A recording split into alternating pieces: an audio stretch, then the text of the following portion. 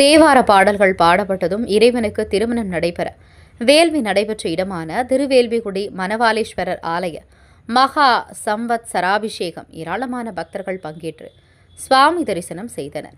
மயிலாடுதுறை மாவட்டம் குத்தாலத்தை அடுத்த திருவேல்விகுடி என்ற கிராமத்தில் சிவபெருமானுக்கும் அம்பாளுக்கும் திருமணம் நடைபெறுவதாக வேள்வி நடைபெற்ற இடத்தில் மணவாளீஸ்வரர் ஆலயம் அமைந்துள்ளது. திருஞான சம்பந்தர் மற்றும் சுந்தரமூர்த்தி சுவாமிகள் ஆகியவரால் தேவார திரிபதிகங்கள் பாடல் பெற்ற இந்த ஆலயம் திருமண தடை நீக்கும் முக்கிய ஆலயங்களில் ஒன்றாகும். ஆலயத்தின் மகா கும்பாபிஷேகம் கடந்த ஆண்டு நடைபெற்றது. இதன் முதலாம் ஆண்டு சம்வத் சராபிஷேகம் இன்று ஆலயத்தில் நடைபெற்றது. இதனை முன்னிட்டு குண்டங்கள் அமைக்கப்பட்டு மகா ருத்ர வேள்விகள் நடைபெற்றன. யாகசாலை பூஜைகள் நிறைவடைந்து மகா பூர்ணாகுதி மற்றும் தீபாராதனை செய்யப்பட்டு மங்கள வாத்தியங்கள் முழங்க புனிதகடம் புறப்பாடு செய்யப்பட்டது.